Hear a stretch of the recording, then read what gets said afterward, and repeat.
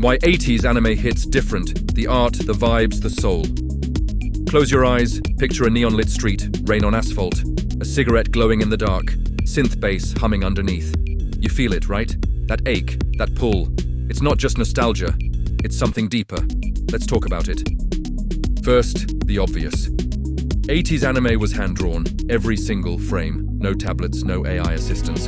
Just ink, paint, and obsessive human labor. You can feel it in every frame. The imperfections, the slight wobble in a character's line, the texture of the paint on the background. Modern anime is cleaner, sharper, but it's missing something. Soul. That analog warmth. The proof that a human being poured hours into this single second of motion. This slide? 72 hand-drawn frames. One of the most referenced shots in animation history. Because you can feel the weight, the speed, the danger. It's tactile. Digital can't replicate that. It can imitate, but it can't replicate. Second, 80s anime predicted the future, and we're living in it. These weren't just sci-fi fantasies, they were warnings.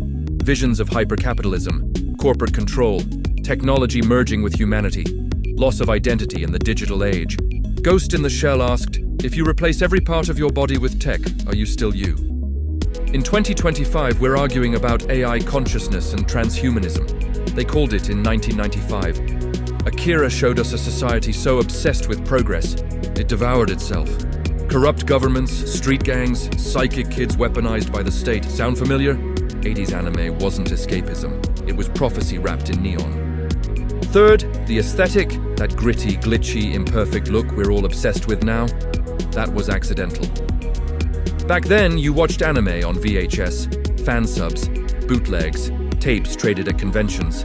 The image degraded with every copy. The tracking went bad, colors bled, audio warped.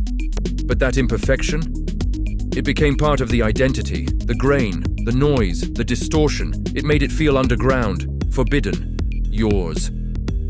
Today we intentionally add VHS filters, glitch effects, chromatic aberration. We're trying to recreate that feeling. That analog rebellion against the sterile digital world. Vaporwave, Synthwave, the entire retro-futurism movement. It's all rooted in this era. Because 80s anime gave us a visual language for melancholy, nostalgia, and existential dread, and made it look cool as hell. Fourth, and maybe most important, 80s and 90s anime wasn't afraid to get heavy.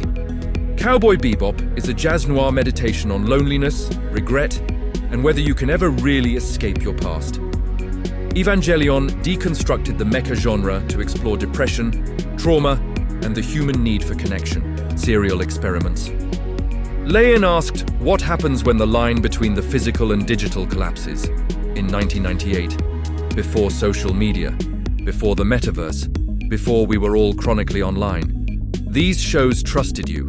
They didn't explain everything. They let you sit with discomfort, ambiguity, existential questions with no easy answers. And that's why it sticks. Because it wasn't just entertainment, it was art that made you feel something you couldn't name. So why does 80s anime hit different? Because it was made by hand. Because it saw the future. Because it wasn't afraid to be ugly, messy, and real. Because it had soul. We're never getting that era back. The industry's moved on. But the feeling, the aesthetic, the vibe, that's eternal. And as long as we keep watching, sharing, and creating, it'll never die. What's your favorite 80s, 90s anime? Drop it in the comments. Subscribe to Anime Retro Hub. Join the Neon Resistance. See you in the glitch.